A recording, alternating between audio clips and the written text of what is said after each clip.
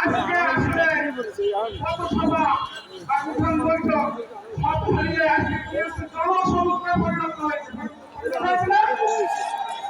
আজকে জনসমুদ্রে পরিণত হয়েছে বা মানুষ দেখিয়ে দিচ্ছে ভালো মানুষের কি মূল্যায়ন আর খারাপ মানুষ কি। ওখানে আজকে আমাদের লোক বারবার যাওয়া আসা করছে, দেখছে, অনেকে মনে হয় দেখছেন ভাইয়া যে ওই জায়গায় কি লোক আসছে আর এখানে কি লোক আসছে।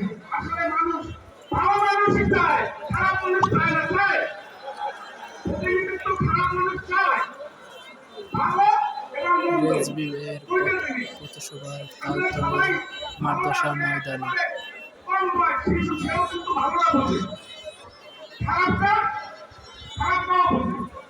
ভালোর দিকে সবাই থাকতে চায় না খারাপের দিকে থাকতে চায়। ইনশাআল্লাহ আগামী 5 তারিখে